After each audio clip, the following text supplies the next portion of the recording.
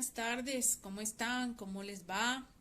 Estamos hoy en el día miércoles de esta semana, dando gracias a Dios porque nos regala un nuevo día, porque nos permite estar en la ciudad de Bogotá compartiendo un poquito de la reflexión de su palabra. Hoy nos corresponde San Marcos capítulo 12 del versículo 1 al versículo 12.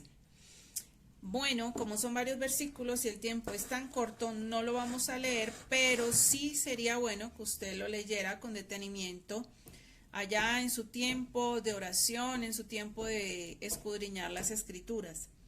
Entonces, acá se titula Los labradores malvados. ¿De qué trata este estudio? Aquí vemos al Señor Jesús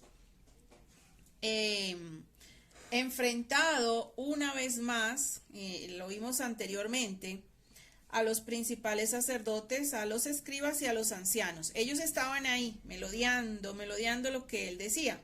Entonces él aprovecha y habla una parábola. Recuerde que la parábola son unas comparaciones que se hacen y que no llevan nombre propio, sino que son generalidades. Entonces él hace un panorama. En esos versículos, él hace un panorama de lo que ha sido el anunciamiento de que venía un Mesías para el pueblo de Israel. Recuerden que el pueblo de Israel fue el pueblo escogido por Dios para que ellos sirvieran como megáfono al mundo y dieran a conocer a ese Dios vivo. Pero ellos se creyeron mayor cosa y entonces se creían mayores que los demás. Y a los demás, que somos nosotros, nos llaman gentiles o nos llaman perrillos. Entonces el Señor hace un panorama desde el momento en que es anunciado, desde Génesis, el Padre anuncia la venida de un Salvador. Y él hace el panorama y dice, miren, de alguna forma ya se ha anunciado por medio de los profetas, pero los matan, los callan, no les creen y ahora estoy enfrente de ustedes como la profecía cumplida. Y también les dice, y al final del camino a mí también me matarán, me llevarán a la cruz. Ellos perfectamente entendieron que aunque el Señor Jesús estaba hablando a través de una parábola, se estaba refiriendo a ellos. Y les dice que entonces ese privilegio que era solo para el pueblo de Israel ahora sería dado también a los gentiles, de que fuéramos salvos, que conociéramos también y tuviéramos esa oportunidad de tener vida eterna. Y esto lo podemos resumir en el libro de San Juan, en el Evangelio de San Juan, y vamos a mirar el capítulo 1, miremos el versículo 11, dice: a lo suyo vino. ¿Quiénes son los suyos? Al pueblo de Israel. A eso fue a los que el Señor Jesús se dirigía, hablaba con ellos, mostraba los milagros y les hacía entender que él era el Mesías prometido. Pero dice, a lo suyo vino y los suyos no le recibieron. El pueblo de Israel no reconoció al Señor Jesús como el Hijo de Dios.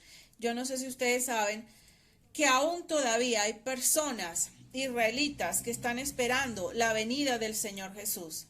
Y ya nosotros, sabiendo y conociendo, estamos esperando su segunda venida. Ahora el versículo 12 es el consuelo nuestro, dice: mas a todos los que le recibieron, a los que creen en su nombre, les dio potestad de ser hechos hijos de Dios. Nosotros tenemos la posibilidad, por medio del sacrificio del Señor Jesucristo en la cruz, de ser hechos hijos de Dios, así no pertenezcamos al pueblo de Israel como pueblo y como nación. A nosotros se nos dio esa posibilidad de parte de Dios también de ser hechos hijos de Él. Le pregunto en esta tarde, ¿conoce usted al Señor Jesús?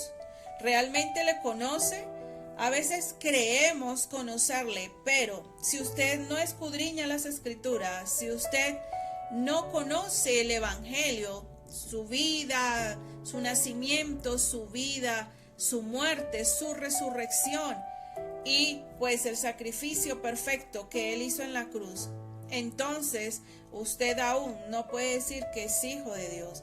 Somos hijos de Dios por creación, pero Él está hablando aquí que seamos hijos de Dios por fe, en la fe.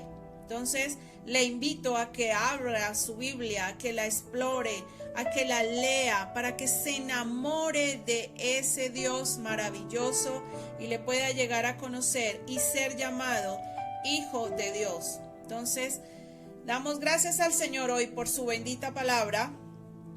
Y ojalá no seamos nosotros como en su momento fueron los fariseos, los judíos de ese tiempo y aquellos que no entendieron que el Mesías estaba enfrente de sus ojos y que era el cumplimiento total de la profecía dada por Dios desde los tiempos antiguos. Entonces vamos a orar rogándole al Señor que le podamos llegar a conocer a tal punto que le amemos con todo nuestro corazón y podamos entender el gran sacrificio del Señor Jesús en la cruz. Señor, ayúdanos a entender el perfecto sacrificio en amor y en obediencia al Padre, del cual nosotros fuimos beneficiados y hoy podemos ser llamados hijos de Dios.